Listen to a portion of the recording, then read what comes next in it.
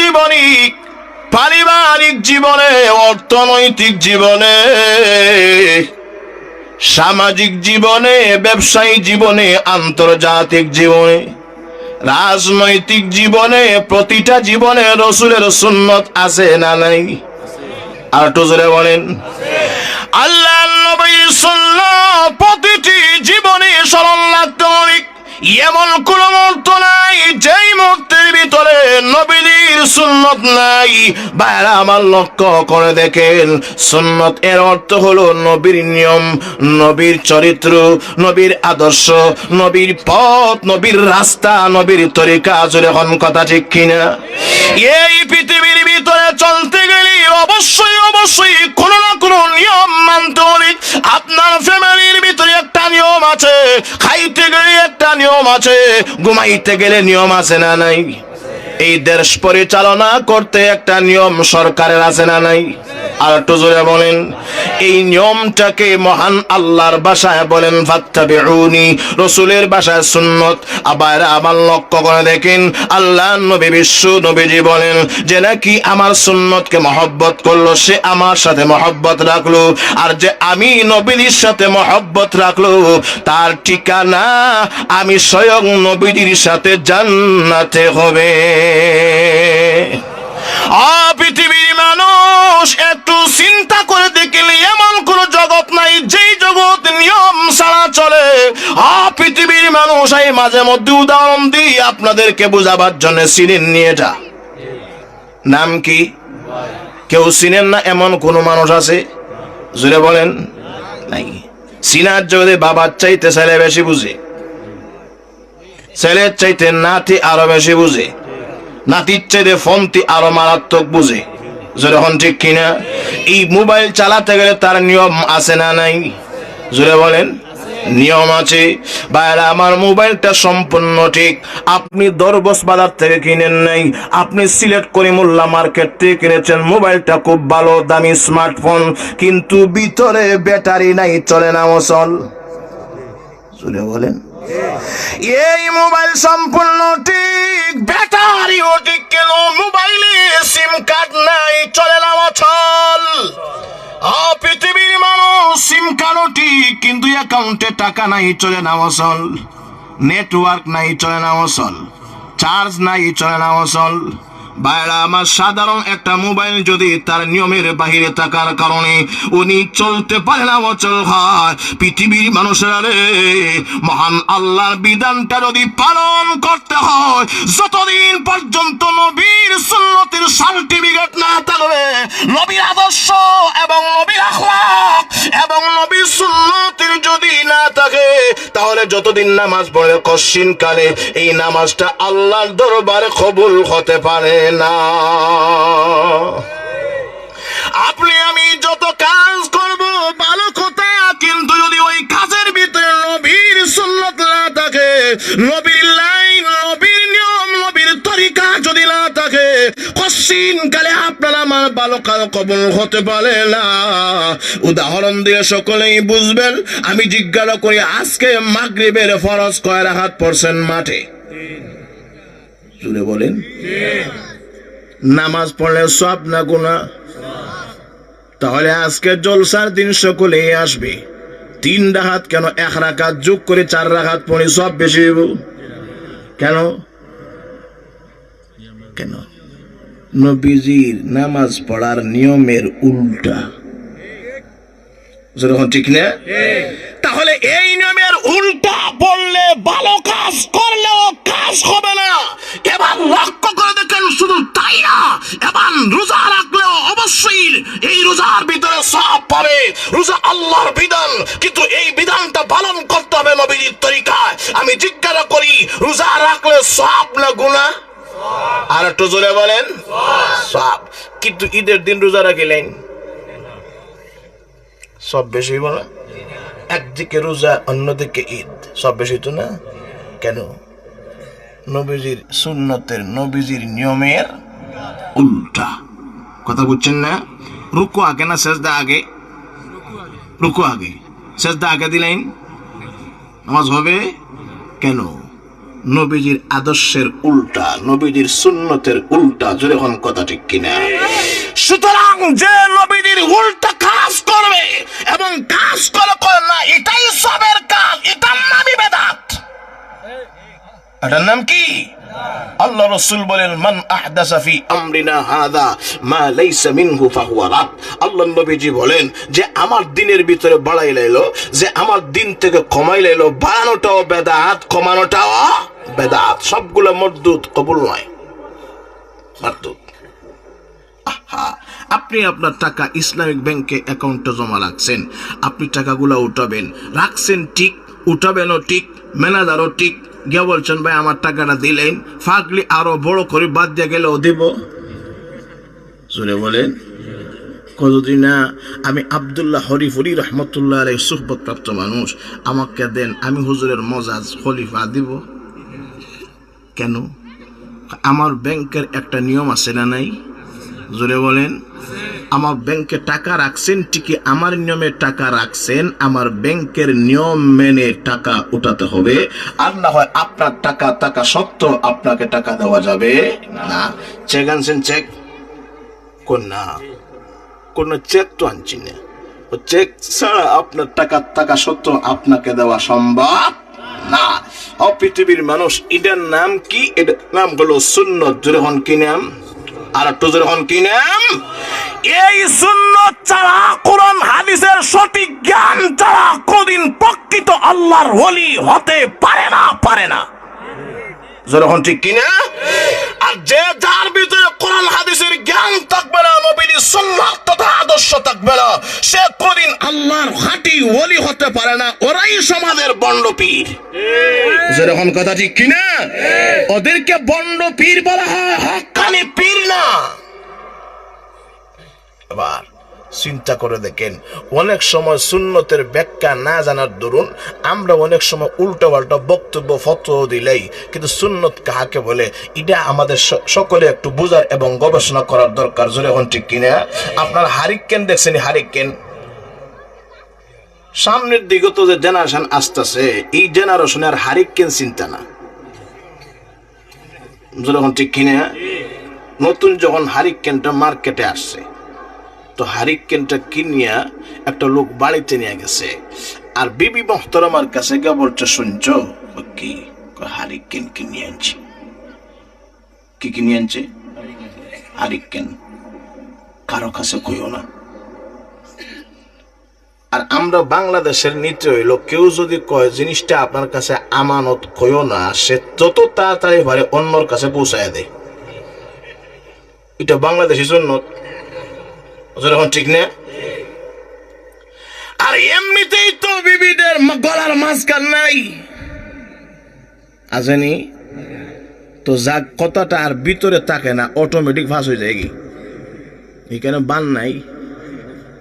যখন ঠিক কিনা?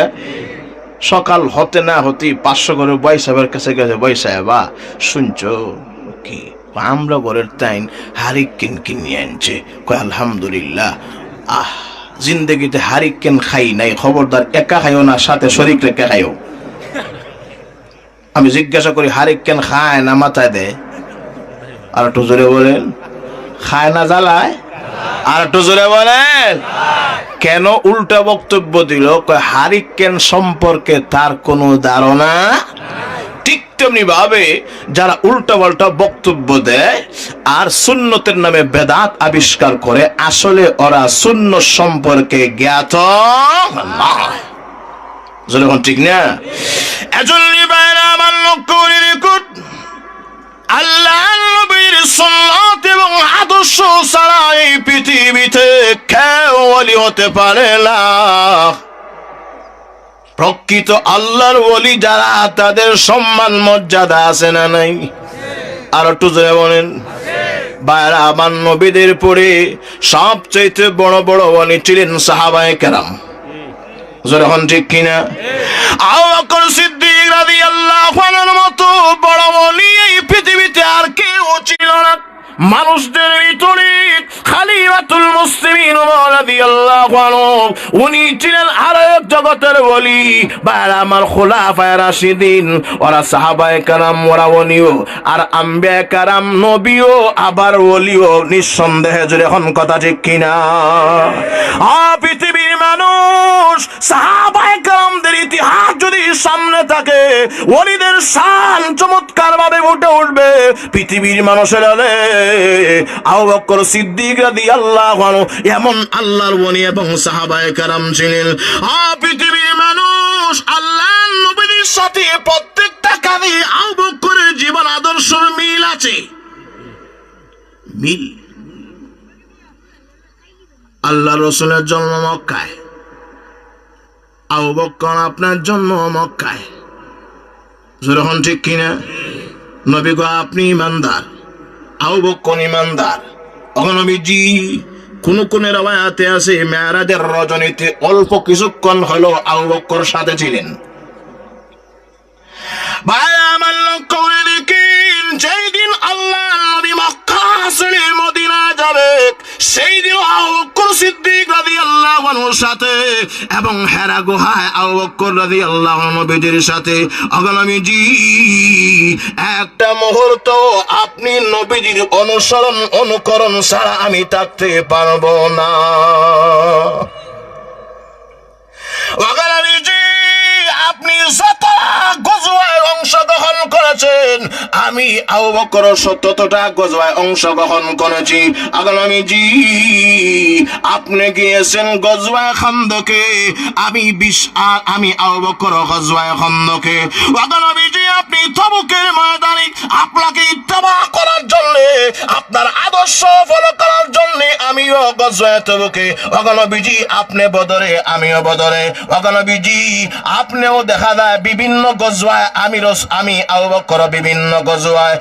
নবীজি এমত অবস্থায় আপনি কাল থেকে চিরতরের জন্য বিদায় নিয়ে গেছেন। নবীজি আপনি বিদায় হওয়ার আগে 1 বছর বা 1.5 বছর বা 6 মাস আগে আপনি কবর জিয়ারতে গিয়েছেন। আপনার ইন্তেকালের পরে, আমারও ইন্তেকালের আগে আমি কবর জিয়ারতে গিয়েছি। নবীজি কবর জিয়ারত থেকে এসে আপনার মাথায় ব্যথা উঠেছি। আমি আবু বকর সিদ্দিক রাদিয়াল্লাহু আনহু মাথায় ব্যথা উঠেছে। শুধু তাই না, একটা ইহুদি মেয়ে আপনাকে জীবিত থাকা অবস্থায় আপনাকে গোশতের সাথে বিষ মিশাইয়া অনেক সময় বক্কল করাইছিল। নবীজি আমি আবু বকর সিদ্দিক রাদিয়াল্লাহু আনহু জামানার ভিতরে আমাকেও ইন্তেকালের আগে ওই এমন একজন মহিলা আমাকে গোশতের টুকরা বিষ মিশাইয়া আমাকে খাওয়াইছে। নবীজি আপনি বমি করে ছেড়ে দিয়েছেন। আপনার ইত্তেবা করার জন্য আমি আবু বকর বমি করে ছেড়ে দিয়েছি।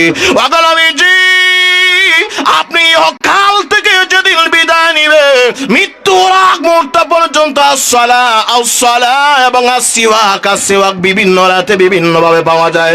নবীজি নামাজ বলেছেন, নবীজি মিসওয়াক বলেছেন।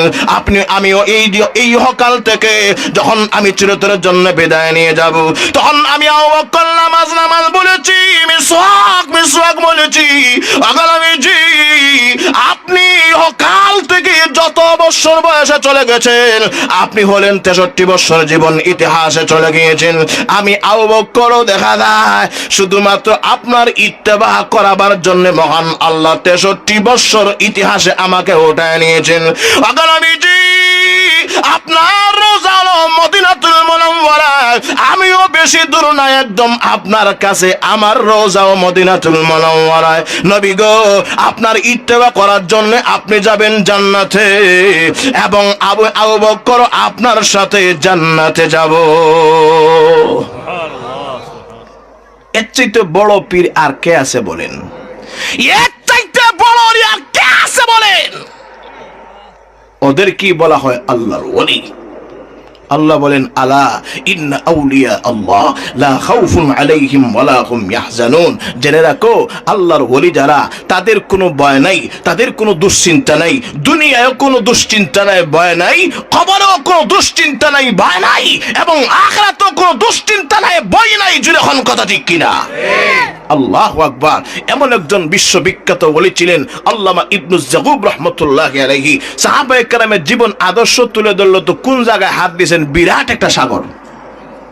ঠিক না? আমি আগেই বলছি সময় খুবই স্বল্প, এজন্য বাইরে আমার একটু গুরুত্ব সহকারে শুনেন। এমন একজন আল্লাহর ওলি যিনি সাহাবী ছিলেন না, যিনি ছিলেন একজন আল্লাহর ওলি, এমন ভাবে আল্লাহ রাসূল সাল্লাল্লাহু আলাইহি ওয়াসাল্লামের আদর্শকে ফলো করতেন, নবীর সুন্নতকে মানতেন, নবীর সুন্নতকে ফলো করতেন। দেখেন যার নাম হলো হযরত ইবনু জাগুব রাহমাতুল্লাহি আলাইহি। আল্লাহ, উনি প্রতি বছর মক্কা মদিনা যাইতো। এমন আল্লাহর ওলি প্রতি বছর মক্কা মদিনায় না গেলে তার ভালোই লাগতো না। এমন কিছু আল্লাহর নৈকট্য প্রাপ্ত বান্দা আছে না নাই? জোরে বলেন। এই জায়গায় তো একবার গেলে বারবার যাইতে মন চায়। এটা হলো ওই জায়গাতে আলাদা একটা মুজিজা। জোরে বলেন, ঠিক না? একবার গেলেই বারবার যাইতে মন চায়। তো উনি একবার গেছে, আল্লাহ রসুলের রওজার পাশে দাঁড়াইয়া চোখের পানি ছেড়ে কান্দে। আর নবীদের শানে এমন একটা নাতে রসুল গাইছে, যেমনে নাতে রসুলে টান দিছে, পিছন দিক থেকে একটা শিয়া, লোকটা জাতিগত শিয়া,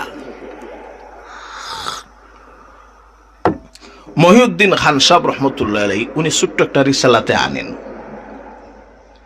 পিছন দিক থেকে শিয়া এই লোকটা আসিয়া আর কয়, হ্যাঁ তুমি কে?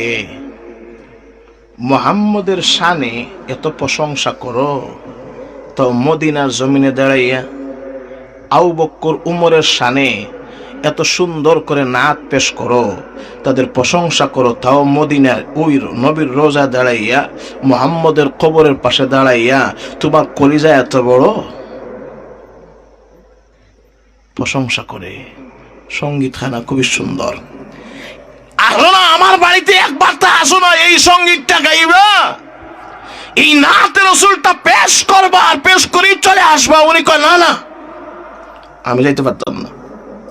আমি কি 80 জায়গায় দাওয়াত খাওয়ার লেগে যাব না।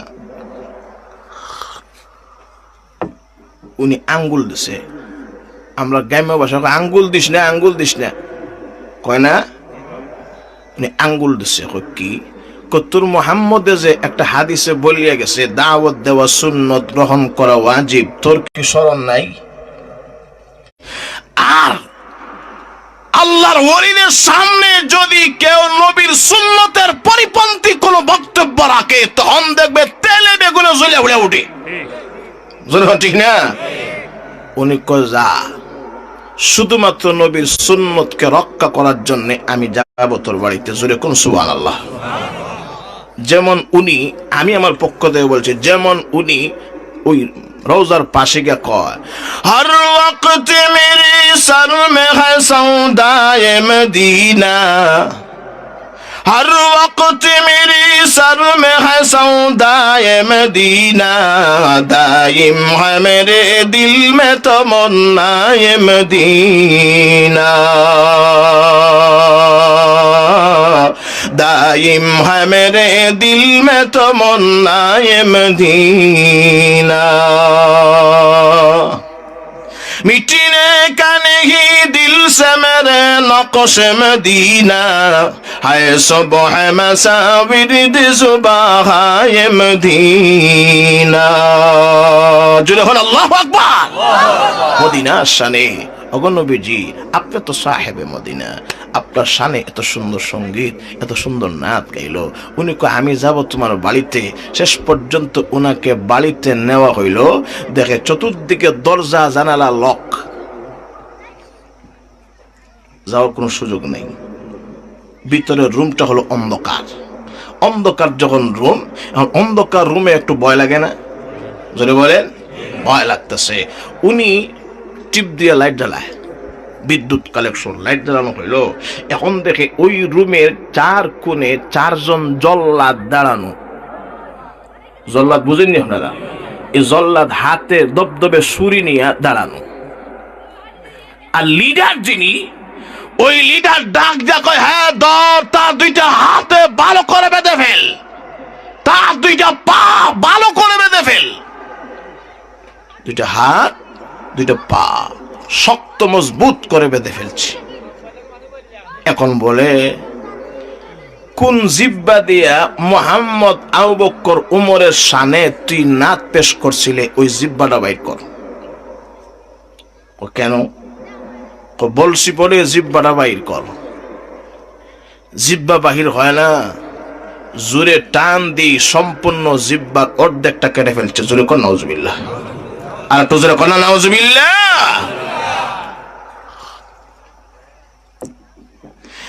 এই অর্ধেক জিব্বা গানা কেড়ে ইবনে সাকুব রাহমাতুল্লাহি আলাইহির হাতে তুলে দিয়ে বলে, ইবনে সাকুব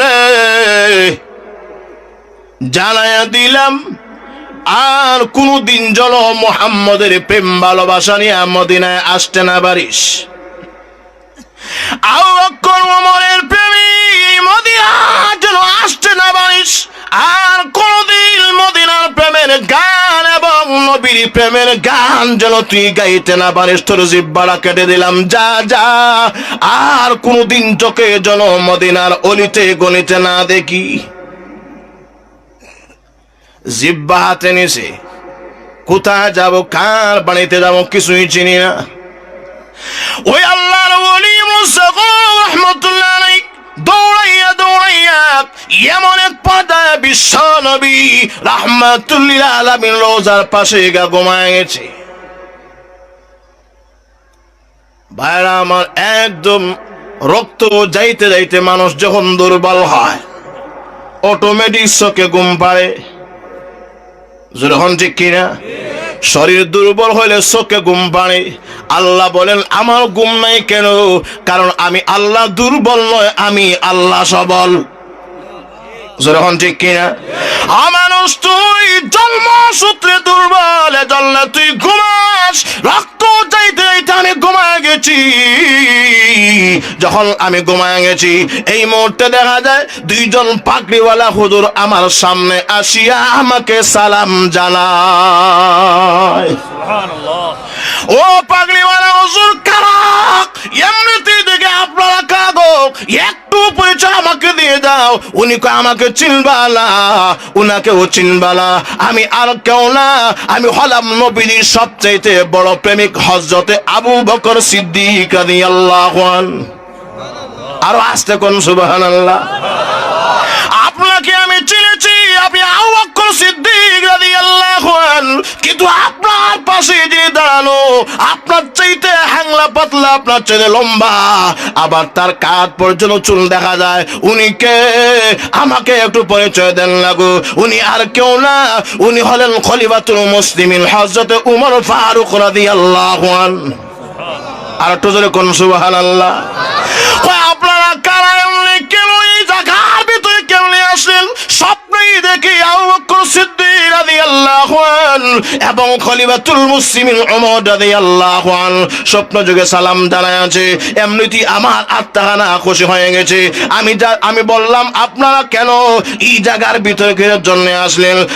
আল্লাহর একজন নবীর প্রেমিক যার নাম হবে ইবনে সাকুব, আল্লাহর ওলিকে কষ্ট দিবি, আর আমি আবু বকর উমর এই জায়গায় থাকবো, কোনোদিন বরদাস্ত করে নিতে পারি না। আমরা এসেছি তোমাকে ইহসান করার জন্য, বলো কি সহযোগিতা করার দরকার? আমি জিজ্ঞাসা করি, বাস্তবে না স্বপ্নে? স্বপ্নে কিছু বুঝিয়া নিয়েন। স্বপ্নে কিসে? স্বপ্নে। উনি কয়, আমরা কে করতে পারি? কিছুই করার দরকার নাই। আবু বকর সিদ্দিক রাদিয়াল্লাহু আনহু বলেন, দে তোর কাটা জিহ্বা আমার হাতে দে। ঘুমাই গেছেন কি? আরো আস্তে কোন সুবহানাল্লাহ, আরো আস্তে কোন সুবহানাল্লাহ। দে কাটা জিহ্বা আমার হাতে দে। কাটা জিহ্বা হাতে তুলে দিছে আবু বকর সিদ্দিক রাদিয়াল্লাহু আনহুর কাছে। আবু বকর সিদ্দিক রাদিয়াল্লাহু আনহু উনি শাহাদাত আঙ্গুল উঠেছে। আল্লাহ, তোমার প্রেমিক বান্দা, নবীর প্রেমিক বান্দা, আর দুশ্মনে করে জিহ্বাটা কাটছে। আল্লাহ তার কেমনে যে আমি জিহ্বাটা জোড়া লাগাই, শাহাদাত আঙ্গুল উত্তোলন করে বলে, আল্লাহ একমাত্র আপনিই সাক্ষী, আর কেউ নাই। বিসমিল্লাহ বলে শাহাদাত আঙ্গুলটা আবু বকর নিজের আঙ্গুল নিজের মুখে দিছে। নিজের মুখে আঙ্গুলটা দিয়া ইবনু জগবকে কয় হা করো, তাজা মিষ্টি লব লাগাইছে। ইবনু জগব হা করো, আমি হা করছি, এমনি তিনা জিব কাটা জিব্বার গোড়ায় মালিশ করিয়া দিছে। জোরে কোন সুবহানাল্লাহ। হা করো, হা করছি, কাটা জিব্বার আবু বকর নিজ হাতে স্বপ্নে যুগে সুপার গ্লু চাইতে নিয়া যেমনে লাগাইতে আরো মজবুত হয়ে লেগে গেছে। সুবহানাল্লাহ। চিন্তা করে দেখেন, ঘুম ভাঙছে, কোসব বলা কোন জায়গায় এলাম, আর এই জায়গায় থাকবো না, যাই বাড়ি চলে গেছে। কিন্তু আল্লাহর ওলি যারা বলেন তো, এই ঘটনার দরুন আল্লাহর নবীর সাথে প্রেম মহব্বত আরো বাড়ছে না কমছে? জোরে বলেন, বাড়ছে। যেমনি বাড়ছে, কদু জিব্বা কাটছে, কি হইছে, আমি আবার যাইতাম। পরের বছর আবার গেছে, গিয়া যেমনি আবার পিছন দিক থেকে উনি গায়ে রসুলের প্রেমের নাথ, পিছন দিক থেকে, হ্যাঁ আমার বাড়িতে তোমার দাওয়াত। এমনিতেই গা গোড়ে তাকায় দেখে সব বলে দাওয়াত ঠিক, লোকটাও ঠিক, গত বছরে জিব্বা কাটাইন না লোক, দাওয়াত খাইতে যাইব। জোরে বলেন। আপনারা তখন আমরা মূল লাগো, ফ্যাট বড়, আমরা খাই বেশি, কন্যা এদিকে যাইতাম না, সময় কম। তো উনি ঠিক আছে, আর কি হবে, জায়গা তুই না বলছিস তুই নবীর প্রেমিক, নবীর সুন্নতের দাম দিবেন, আবার তুই নবীর ওলি হলে কেমনে মানি না? শোন, জিব্বা দিছি, প্রয়োজন যদি হয় আমার গোটা জীবন বিলীন করে দিব, এরপর নবীদের সুন্নতকে কটাক্ষ করতে দেব না। রওনা দিছে, আর মনে মনে কয় গত বছর তো জিব্বা গেছে, এই বছর মাথা ছাড়া আর কিছু যাই। গ্যাস এমনি রুমে ঢুকছে, কয় হেই জিব্বা আর মাথা দেবে পরে, আগে খো দেখি তুই কোন ক্লিনিকে অপারেশনটা করলে? তো জিব্বা না গত বছর কাটছিলাম। হ্যাঁ। উনি ক জিব্বা কাটা আপনার দায়িত্ব, জোড়া কেমনে লাগলো এটা আমার ব্যক্তিগত ব্যাপার। জোড়া ঠিক নেই, কথা শেষ। কেমনে জোড়া লাগলো এটা আমার ব্যক্তিগত ব্যাপার, কি নিবা নিয়ে নাও, আমি মাথা নিব না, আমি আমার ওই স্টাফ দপ্তরে সাদা শুনে দিয়া আবার তো জিব্বাটা একদম গোড়ায় কেড়ে ফেলছে। গোড়া যখন কেড়ে ফেলছে, এই নে জিব্বা, আর কোনদিন যেন মদিনার গলিতে তোকে না দেখি। আবার জিব্বাটা নিয়ে একটা দৌড় দিছে, কারণ উনি তো জানে কোন ক্লিনিক আর পাবো না, কোন ডাক্তার মোল্লা মসি নাই পাবো না। গিয়ারুদ্দিন নবীদের রোজার পাশে না ঘুমাই তাহলে ডাক্তার হইতাম না। ঠিক কিনা? ঘুম না আসলেও জোরে গিয়া ঘুমায়, ঘুমাই গেছে কি ঘুমাইতে দেরি। গত বছরে দুইজন ডাক্তার আবু বকর উমর রাদিয়াল্লাহু আনহুমা আসতে সেকেন্ড তো দেরি হয় নাই। উনি কয় গত বছর না আমি লাগাইছি উমর, এই বছর তুমি জোড়া লাগাই দাও। উনি কয় না না আমি পারতাম না, আমি ফারুক, আমি কাটি, আমি আলাদা করি। আল ফারকু বাইনাল হক ওয়াল বাতিল, আমি হক বাতিলকে পার্থক্য করি, আমি কাটি সাব, আমি জোড়া দেই না। আপনি সিদ্দিক, মিল আছে, আপনি লাগান। না না এই বছর তুমি লাগাতে হবে। আবু বকরের রাগ উঠে গেছে গে, কিতাবে আনছেন। এখন রাগের কথা কইলে আরো 1 ঘন্টা সময় দিতে হইব, এইদিকে আল্লাহতাম না। শেষ পর্যন্ত উমর হাতে নিলেন, কয় আল্লাহ আমি কিচ্ছু জানি না। গত বছর দেখছি আবু বকর এই আঙ্গুলটা উত্তোলন করছে, মুখে দিছে, এভাবে লাগাইছে, আমিও উঠাইলাম, মুখে দিলাম, এইভাবে লাগাইলাম। ইবনু জুবাইর হা করো, হা করছে। এই বছর দেখা যায় এমনি থেকে গুতা দিছে, গত বছরের মতো মজবুত হয়ে সুন্দর হয়ে জিব্বা লাগা গেছে। ভাই আরো অনেক লম্বা কথা রয়ে গেছে, সংক্ষিপ্ত কথা হইল উনি এই সুন্নতের গুরুত্ব দেওয়ার জন্য আল্লাহর এই প্রকৃত ওলি, নবীর প্রেমিক এবং আল্লাহর খাঁটি প্রেমিকের মর্যাদা দিয়েছে সে এই ইবনু জুবাইর রাহমাতুল্লাহি আলাইহি। শেষ পর্যন্ত ওই শিয়া ব্যক্তি, ওই আল্লাহর ওলির বরকতে ওরা দুজন কালেমা পড়ে মুসলমান হয়ে গেছে। আল্লাহ বলেন ও পৃথিবীর মানুষ, কুল ইন কুনতুম তুহিব্বুনাল্লাহ ফাত্তাবিউনি, যদি তোমরা আমি আল্লাহর প্রেমিক হতে চাও নবীকে দেখো, নবীর আদর্শ গ্রহণ করো, নবীর ইত্তেবা করো, নবীর সুন্নত মানো, নবীর আদর্শ ফলো করো, ইউহিব্বুকুমুল্লাহ, আমি আল্লাহ তোমাদেরকে ভালোবাসবো, ওয়া ইয়াগফির লাকুম যুনুবাকুম, আমি আল্লাহ তোমাদের জীবনের গুনাহ মাফ করে দেব, ওয়াল্লাহু গফুরুর রহিম, আমি আল্লাহ অত্যন্ত ক্ষমাশীল, দয়াবান, মেহেরবান। আমি আপনাদেরকে জিজ্ঞাসা করতে চাই, স্মরণ রাখবেন ফায়দা কয়টা ছিল? জোরে বলেন, জোরে বলেন। এই 3 ফায়দা অর্জন করতে হলে একটা শর্ত মানতে হবে, নবীর সুন্নত, কারণ নবীর সুন্নত ছাড়া আল্লাহর ওলি হওয়া যায় না। এই সুন্নত মানতে রাজি আছেন? একটু হাত তুলে আল্লাহকে দেখান, আল্লাহ কবুল মঞ্জুর করো, সকলে বলি আমিন, আর একটু জোরে বলি আমিন, সুম্মা আমিন, সুম্মা আমিন। ওয়া আখিরু দাওয়ানা আলহামদুলিল্লাহি রাব্বিল আলামিন। আসসালামু আলাইকুম ওয়া রাহমাতুল্লাহি ওয়া বারাকাতুহু।